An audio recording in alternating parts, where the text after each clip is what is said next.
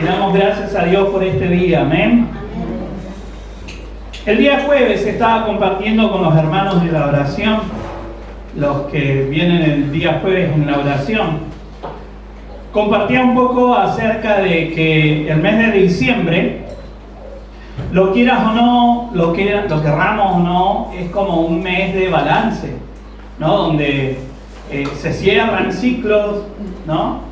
Y inevitablemente uno comienza a mirar el año, comienza a mirar un poco para atrás y saca conclusiones.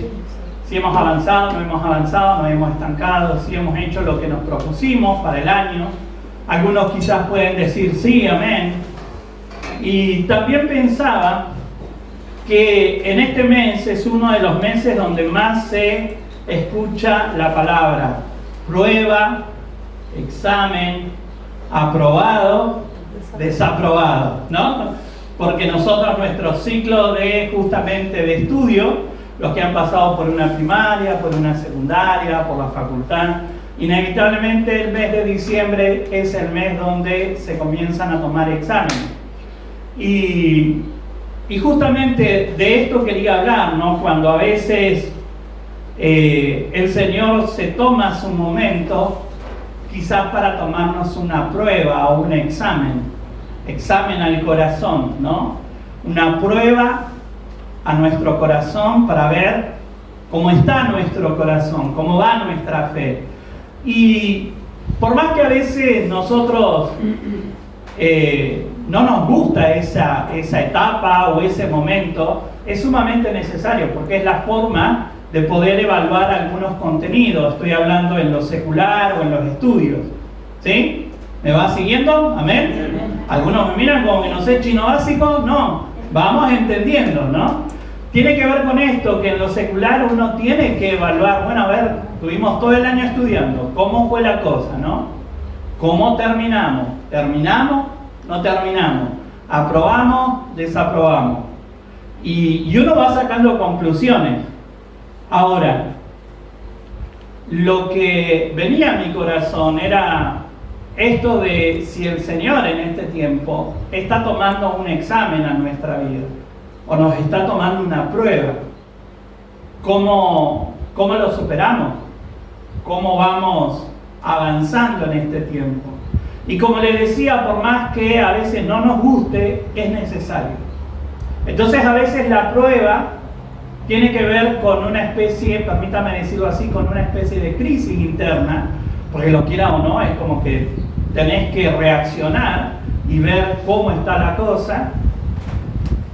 Pero es sumamente positivo porque uno llega a la realidad de cómo está.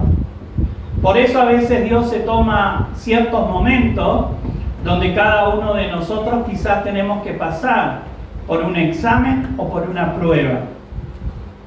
Y el Señor traía a mi corazón un pasaje que es sumamente conocido y donde veía justamente este aspecto, ¿no? De cómo el Señor en un momento determinado permite pasar a sus discípulos una situación donde, lo quiera o no, el Señor necesitaba evaluar, necesitaba tomar un examen del corazón.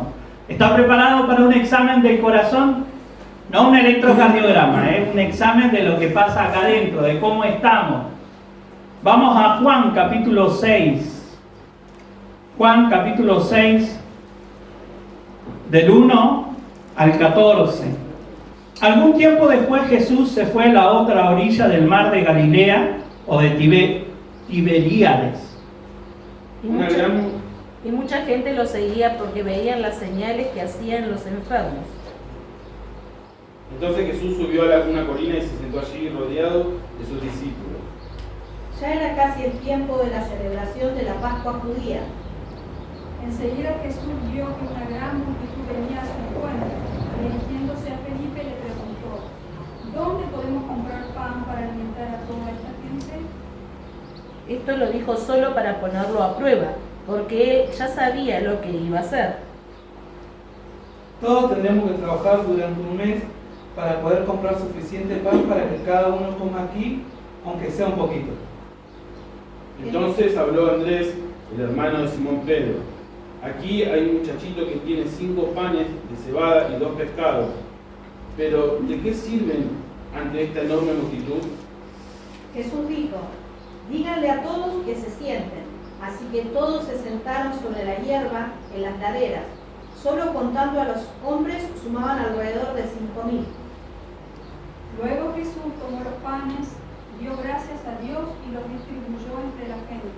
Después hizo lo mismo con los pescados y todos comieron cuanto quisieron. Una vez que quedaron satisfechos, Jesús les dijo a sus discípulos, ahora junten lo que sobró para que no se desperdicie nada.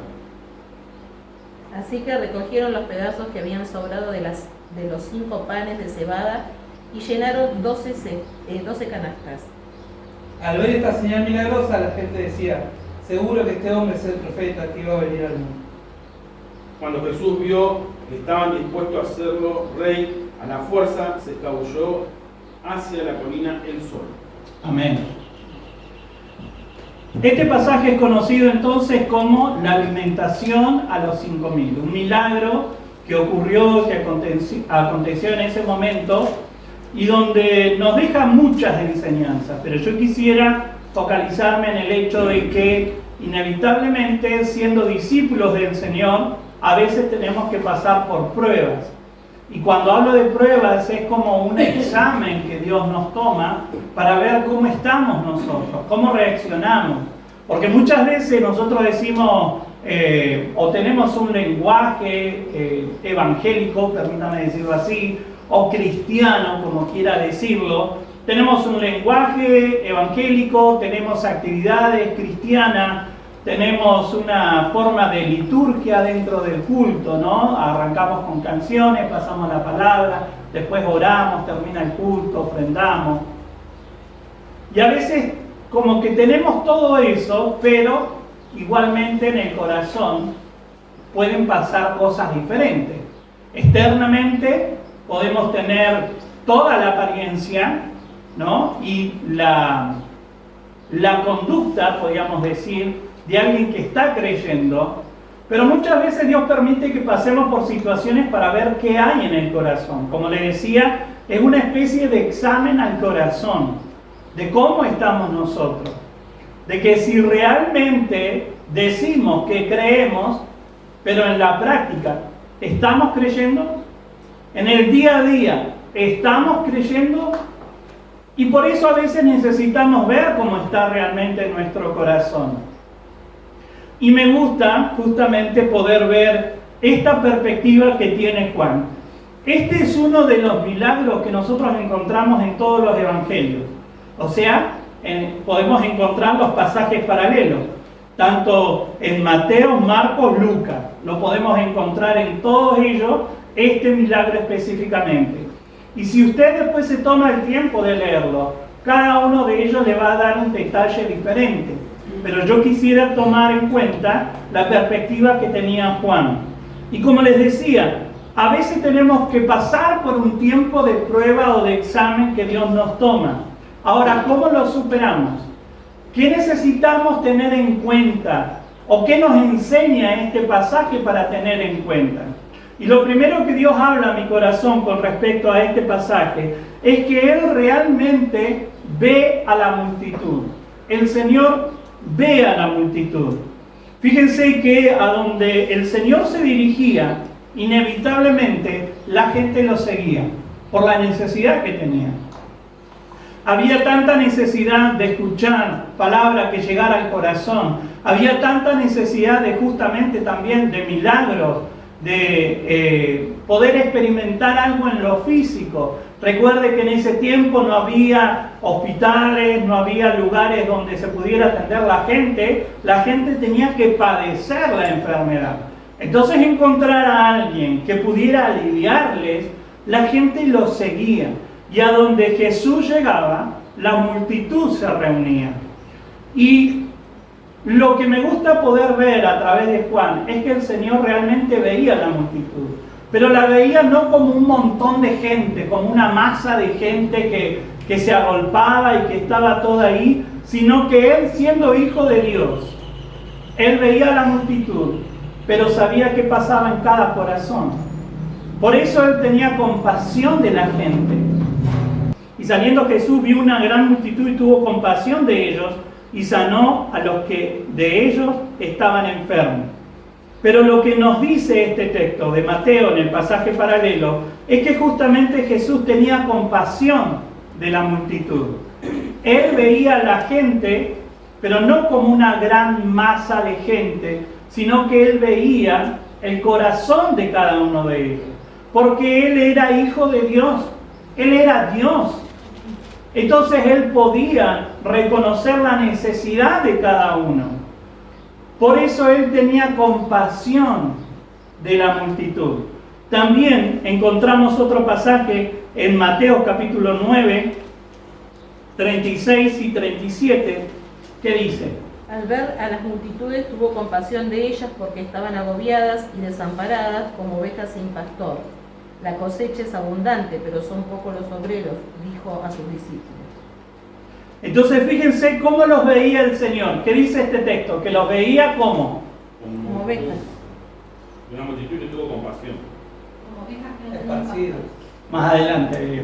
Como ovejas que estaban desamparadas. Como ovejas que no tenían pastor. ¿Y cómo las veía? Dice que estaban como agobiadas, desamparadas, confundidas. De esta manera lo veía el Señor. No veía gente problemática, no veía gente complicada, no los veía como gente, y otra vez viene alguien que los sane, ¿no? Y yo pensaba un poco en lo que le pasa a muchas personas que de golpe son como muy populares. De golpe todo el mundo le conoce. Y hay personas que toda la vida anhelan esto, ¿no? Entre comillas, permítame decirlo, la fama. Como que, y hoy la juventud todos quieren hacerse famosos con un video, ¿no? Como ven, listo, ya estoy hecho con un videito. Y quieren fama, quieren que todo el mundo los conozca, quieren que todo el mundo los reconozca.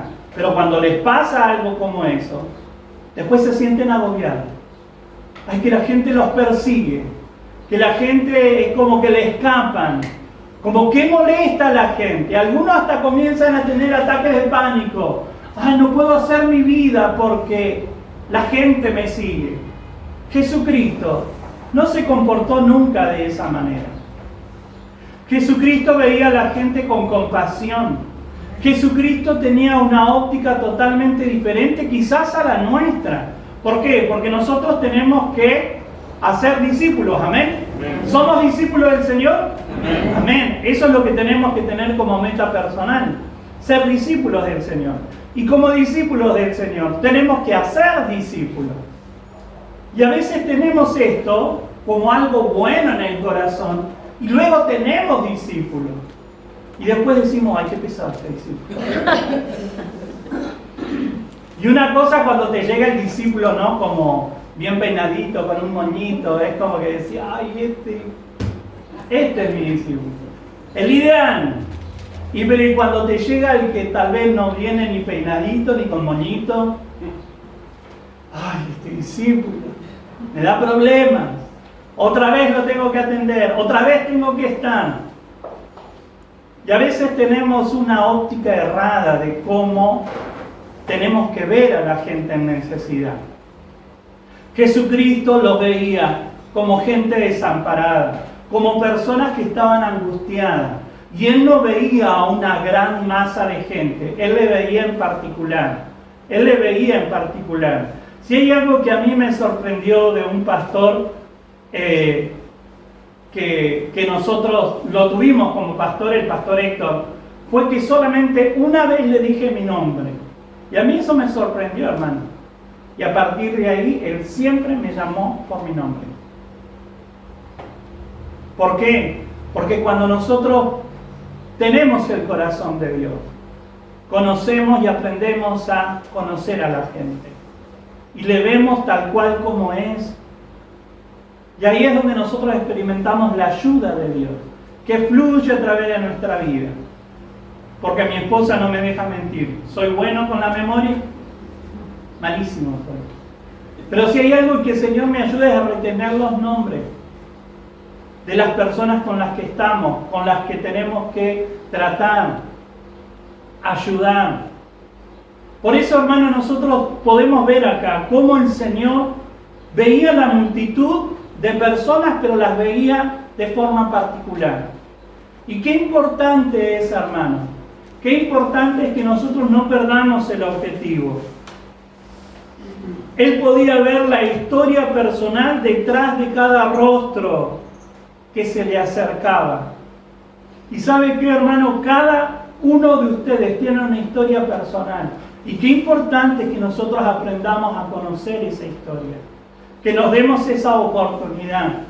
Por eso nos tomamos un momento en el culto, primero para romper un poco el hielo y tener un acercamiento. Pero qué bueno sería, hermano, que usted se tome el tiempo de conocer la vida, la historia de cada uno de sus hermanos en la fe, de cada uno de sus discípulos, de cada una de las personas que se va acercando. ¿Por qué? Porque así miraba a Jesucristo. Jesucristo no los veía como que, mirá mirá, la hermanita sabe hacer pasta flora, me la voy a traer para mi equipo. Y de vez en cuando le pido una. La hermanita sabe hacer pan con chicharrones. Aleluya, venga a mi célula. Y así hay algunos que por interés se mueven, pero no debería de ser así. Jesucristo no nos muestra ese ejemplo. Jesucristo nos muestra de que Él veía la multitud y se preocupaba por la gente, porque veía la historia de cada uno. Nosotros no somos Dios y no podemos saber de antemano la historia de nadie, pero sí nos podemos involucrar. ¿Y saben qué, hermanos? Esto es algo que falta en la iglesia de Jesucristo hoy, lamentablemente. Falta el involucrarse, falta el compromiso de acercarnos a alguien. Yo no estoy diciendo comprométase conmigo o con la denominación, no, con Cristo, hermano. Amén. Porque a Jesucristo le importaba la gente. Y si gente va a llegar a este lugar, y si nosotros tenemos en el corazón el deseo de discipular personas, de llevar a gente a que conozca de Jesucristo, me tengo que involucrar. Tengo que ser parte de lo que Jesucristo hizo cuando Él estuvo acá. Entonces, de alguna manera, yo tengo que buscar la forma de ver a la multitud, pero aprender a reconocer la historia de cada uno. Y permítame decirle, hermano, si usted no conoce los nombres de los hermanos de la iglesia, preocúpese, porque no es algo que es agradable delante de Dios. Es algo que es importante para el Señor. Es importante que nosotros podamos marcar la diferencia en esta sociedad, donde hay tanto individualismo y donde a nadie le importa nada. Nosotros tenemos que tener un espíritu diferente, ¿amén? Amén. Jesucristo no solo se ocupaba de las necesidades espirituales, y este pasaje nos deja bien en claro de que Jesucristo no solo se preocupaba de lo espiritual, también se preocupaba de la parte natural o física. ¿Por qué? Porque fíjense que este pasaje, ¿qué es lo que plantea? Que Jesucristo llegó a un lugar, la multitud se agolpó, ¿y qué es lo que Él le plantea a los discípulos? Los pasajes paralelos me gusta cómo lo plantean, que dice, dadle vosotros de comer. Jesucristo no anda con vueltas, hermano. Jesucristo nos lleva al compromiso. Y si hoy hay iglesia de Jesucristo que se sostiene en pie, es por hombres y mujeres comprometidos con la causa. Hombres y mujeres que asumen un compromiso personal. Dadle vosotros de comer. Ahora, esto tiene que ver con dos aspectos. En lo natural, pero también en lo espiritual. En lo espiritual, primeramente, porque Él les enseñó. Él les vio como oveja desamparada. Y lo primero que hizo fue comenzar a enseñarles del reino. Y nosotros tenemos que aprender a tener un equilibrio en este sentido. ¿Por qué? Porque si nos vamos a los extremos, siempre son dañinos. Siempre nos puede perjudicar en el corazón. Y hay personas que no pueden mantener ese equilibrio. Porque como que corren detrás de querer ayudar, proveer, ayudar, hacer. Y terminamos siendo asistencialistas. No es lo que Dios quería. ¿Nosotros tenemos que ayudar? Sí, tenemos que ayudar. Es nuestra obligación. La palabra de Dios nos enseña que si nosotros vamos a ayudar a alguien, dice primeramente a los hermanos de la fe. Primeramente a los hermanos de la fe. Entonces yo tengo que conocer a la familia de la fe. ¿Cómo yo voy a ayudar a mis hermanos de la fe si ni siquiera sé cómo se llaman? Si vive lejos, si vive cerca, si necesita que le ayudemos en algo o no. Ahora, ¿tenemos que tener un equilibrio? Sí, porque nosotros tenemos que siempre soltar la palabra de Dios. ¿Qué es lo que cambia? La palabra de Dios. ¿Qué es lo que transforma a la persona? La palabra. Yo puedo ayudar a alguien y le puedo entregar una caja de alimentos y no está mal, hermano. Pero eso no va a transformar su corazón. ¿Qué es lo que transforma el corazón? La palabra de Dios. Entonces, todo en un justo equilibrio. Ayudar y preocuparnos por la gente para que tenga que comer, pero preocuparnos también en lo espiritual. Preocuparnos por lo espiritual. Pregúntese, hermano, ¿hace cuánto tiempo que usted no le comparte la palabra a alguien? No me responda a mí, pero piénselo. Y quizás usted diga, no, pero yo no tengo instituto, yo no tengo conocimiento mucho de la palabra de Dios. Y a veces no es necesario tanto conocimiento, es tener un corazón dispuesto. Porque Jesucristo se preocupaba por la gente y se acercaba a ellos, conocía su historia y les compartía de la palabra. Ese es nuestro ejemplo a seguir, hermanos. Por eso les digo, hermanos, que nosotros como iglesia a veces hemos perdido tanto, porque hemos olvidado lo que nos enseña la palabra de Dios. Y una buena manera de superar un examen o una prueba del corazón es recordar cómo veía Jesucristo, cómo Él veía a la gente, cómo veía a la multitud. Y fíjese cómo lo plantea, y acá vuelvo a resaltar, me gusta la óptica y cómo lo plantea Juan esta situación. Los otros evangelios hablan acerca de cómo la multitud llegó, el Señor les enseñó, hasta algunos le dijeron, Señor, ya es tarde, empezá a despedir a la gente, ¿no? Cada uno de los evangelios muestra un aspecto diferente, como diciendo, bueno, ya hablaste demasiado, Señor, pobre gente, mirá, están en un lugar desierto, ¿dónde van a ir a comprar? El mercadito de la esquina ya cerró. ¿Dónde van a ir a pasar la noche? Entonces, los discípulos, los pasajes paralelos dicen que ellos se tomaron el momento de hablarle a Jesucristo. Ahora, Juan plantea otra situación. Y fíjese cómo lo plantea.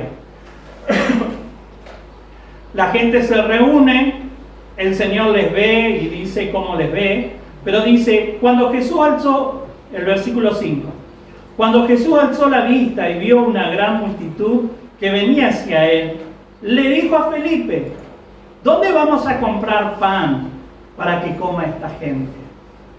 ¿Dónde vamos a comprar alimentos para alimentar a toda esta gente?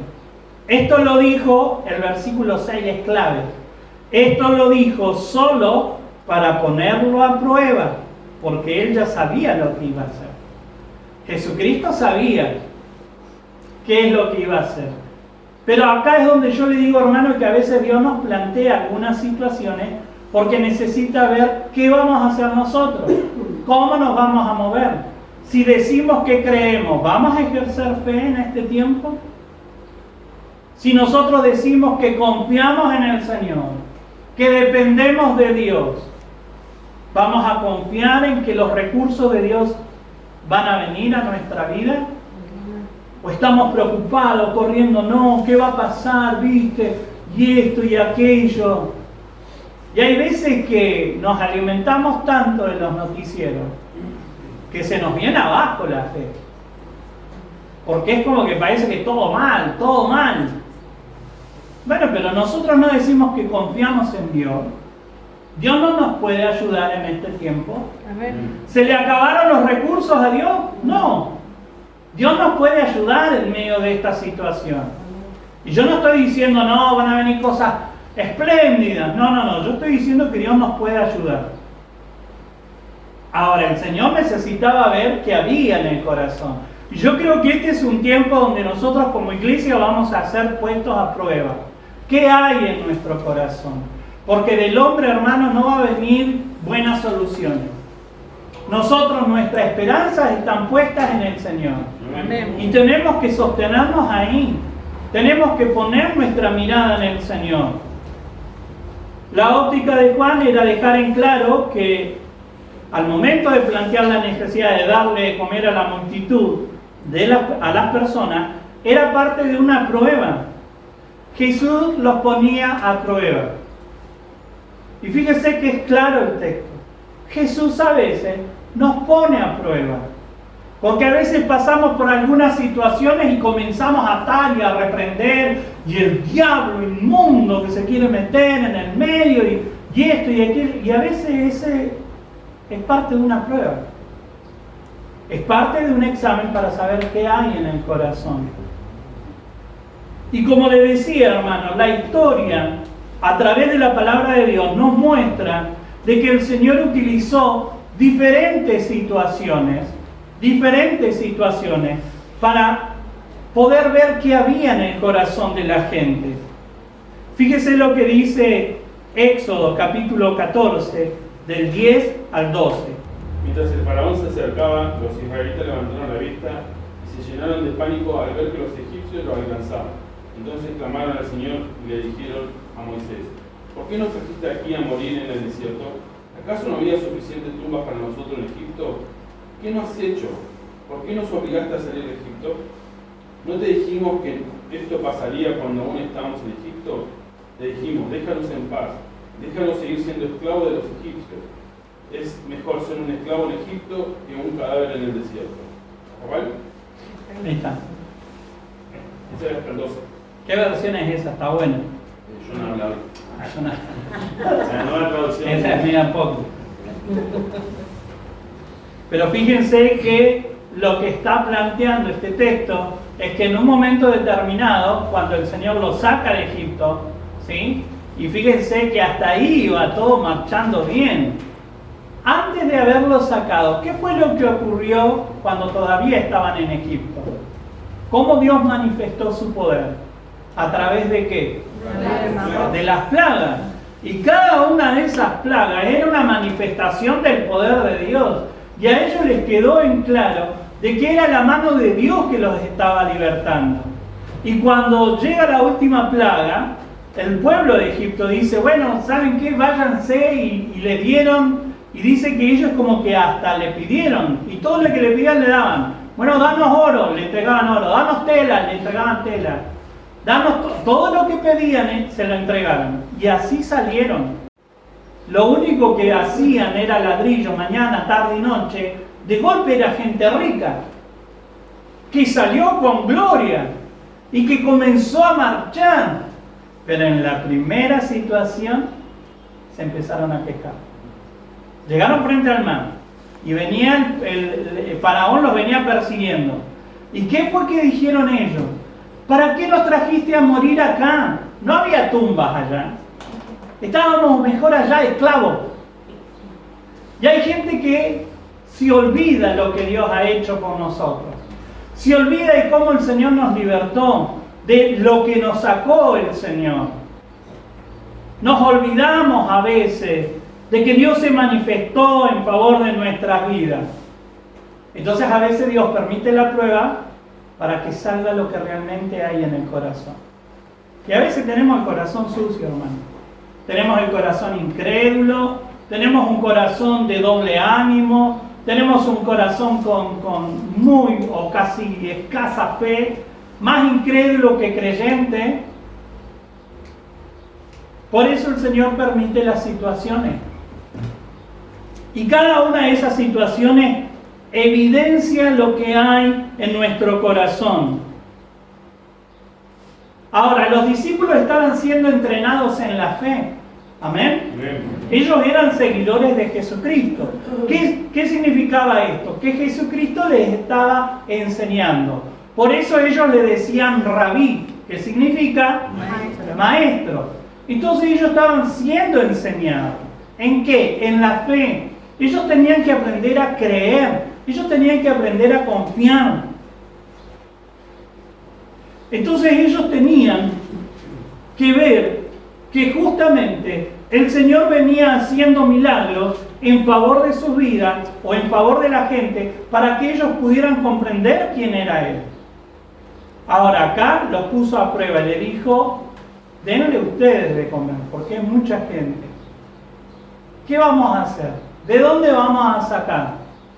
¿De dónde vamos a sacar tanta comida? Y fíjense que la versión que leyó Gustavo hablaba de que si todos trabajáramos un mes completo, lo que ganamos un sueldo, ¿y cuántos discípulos eran? 2. Entonces lo que se ganaba en un mes, multiplicado por 12, dice, no alcanzaría para poder darle de comer a toda la gente. Entonces imagínense la cantidad de gente que estaba siguiendo o que había seguido a Jesucristo. Entonces ellos vieron la complicación de la situación. ¿Qué es lo que nos pasa a nosotros la mayoría de las veces? ¿Qué es lo que nosotros vemos? La complicación de la situación. No es que automáticamente porque nosotros conocemos la Biblia y vamos a la iglesia y participamos de las actividades de la iglesia y cantamos para Dios, cuando pasamos una prueba lo primero que viene es la fe. No, decimos, ¿qué problema es este? Yo sé que pasa en otras iglesias porque me miran como que no, acá no pasa. Yo sé que pasa en otras iglesias, a otros hermanos de la fe, a ustedes no, pero la realidad, hermanos, es que nosotros a veces vemos la complicación de los problemas y comenzamos a sacar cálculos. Y no, ¿viste? No me alcanza, y no me va a alcanzar, esto es imposible. Ahora, hermanos, nosotros tenemos que animarnos a creer. Si nosotros decimos que creemos, conocemos la palabra, vemos que Dios hizo milagros, empecemos a movernos en ese terreno. Veamos las cosas cambiadas, transformadas por el poder de Dios. Pero tenemos que comenzar a hacerlo acá en el corazón. ¿Por qué? Porque si no, justamente a veces Dios va a permitir cada vez más este tipo de situaciones o de pruebas porque necesitamos sacar lo que hay en el corazón. Entonces Dios tiene un equilibrio entre lo espiritual y lo material. Dios sabe, Dios entiende, Dios conoce que usted si tiene los zapatos rotos y bueno, Dios le va a proveer un par de zapatos. Dios le va a ayudar, Dios le va a proveer, hermano. Si necesita en lo espiritual también, Dios le va a ayudar, Dios le va a hablar, Dios le va a poner a alguien que le enseñe la palabra de Dios para que pueda crecer espiritualmente. Pero tenemos que animarnos a creer y entender de que a veces necesitamos sacar lo que hay en nuestro corazón, que no siempre es fe, a veces es incredulidad. Y lo otro que el Señor me mostraba a través de este pasaje es justamente de que a veces las soluciones vienen de los lugares menos esperados. Las soluciones a veces vienen de los lugares menos esperados, hermano. Entonces, esto a mí me alimenta en mi fe justamente para que cuando tenga que pasar por un examen al corazón o una prueba de fe a mi corazón, yo pueda tener algo de qué agarrarme. Como le decía, primero, Dios ve, Dios le ve, Dios conoce la situación que le está tocando vivir. También el Señor a veces necesita ponerlo a prueba porque hay que sacarlo de que está en el corazón y que por ahí puede ser hasta una piedra que está estorbando a mi fe. Pero por último, como le decía, las soluciones pueden venir de los lugares menos esperados. Y acá es donde otra vez vuelvo a resaltar la óptica de Juan al momento de justamente hablar de cómo vino la solución. Dice, entonces habló Andrés, el hermano de Simón Pedro, y dijo, aquí hay un muchachito. Y me gustó esta frase, ¿no? Aquí hay un muchachito que tiene 5 panes de cebada y 2 pescados. Pero ¿de qué sirven ante esta enorme multitud? Acá encontramos a un muchachito. Cuando la Biblia habla de alguien que es joven o de un muchachito, podríamos estar hablando casi de personas que están entre la niñez y la adolescencia. Podríamos hablar de un Joaquín, de un Emanuel, de una Julieta, de un Jerónimo, que quizás de ahí viene la solución y voy a decir, del que menos esperaba. A veces uno humanamente dice, del que menos esperaba, de una Naila. Ah, te agarré, Naila. Viene la solución a un problema que vos no te lo imaginás. El discípulo Andrés, que era hermano de Simón, le dice, acá hay un muchacho que tiene esto. ¿Y qué es lo que tenía para ofrecer? ¿Como la canción? 5 panes, 2 peces. 5 panes y 2 peces. ¿No? 5 panes, 2 peces. Era lo único que había. Pero había una multitud que alimentar. Ahora, hermano, esto lo que primero quiero resaltar es que justamente el Señor ve de una manera totalmente diferente a la que vemos nosotros, porque Él tomó o vio a ese muchachito como el principio de un milagro. ¿Por qué? Porque en los tiempos bíblicos, tanto las mujeres como los niños no eran tenidos en cuenta. Si usted mira los pasajes paralelos, se habla de la cantidad de hombres sin contar, mujeres y niños. ¿Por qué? Porque para ese tiempo bíblico no se le daba el valor que correspondía. Ahora, Jesucristo sí tuvo en consideración tanto a mujeres como a niños. Porque en muchos otros pasajes encontramos cómo Jesús, ¿se acuerdan que yo le hablaba de la samaritana? Cómo Jesús habló con una mujer que ni los discípulos la quisieron tener en cuenta. Pero Jesús sí le dio el valor que correspondía.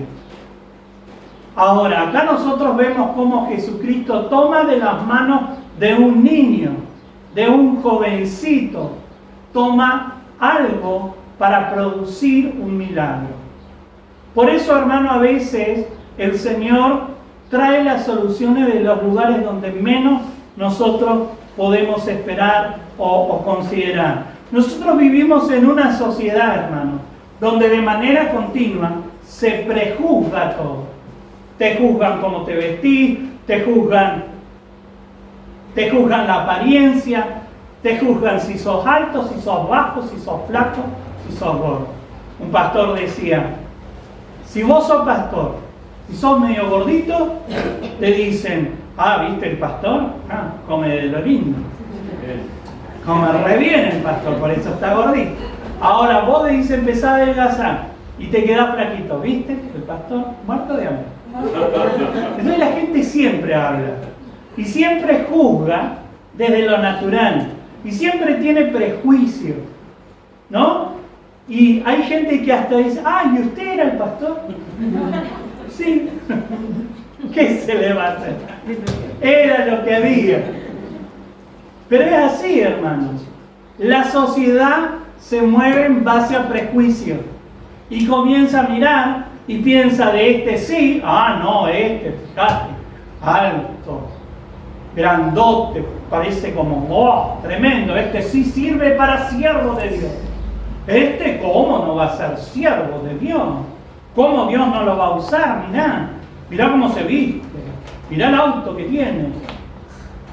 En una ocasión fui a visitar a unos hermanos gitanos y me acuerdo que estuvimos con ellos, nos compartieron el conocido y famoso té gitano, no sé si lo conoce, es un té con fruta, no sabe cómo me movió todo.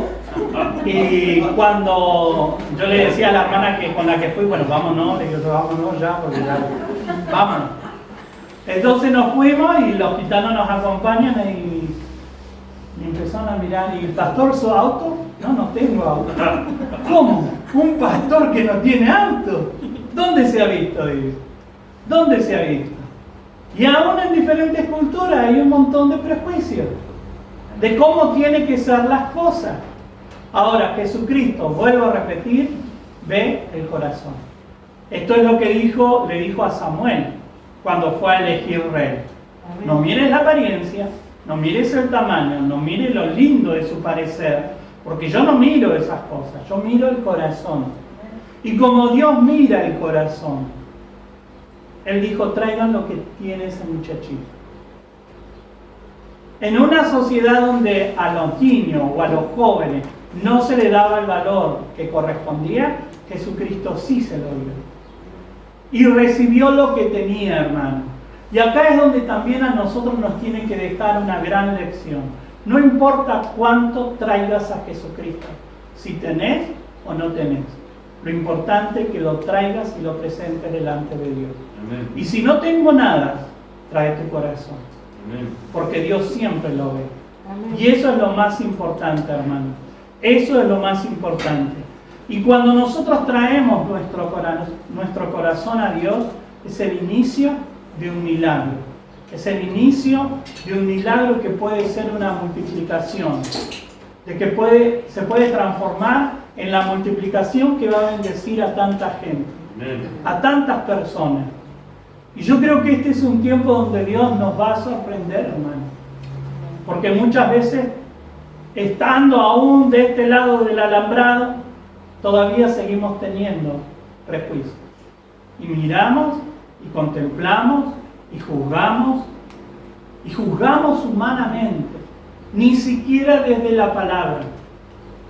Ni siquiera espiritualmente hablando. A veces omitimos justamente opiniones, ni siquiera, vuelvo a repetir, habiendo orado antes.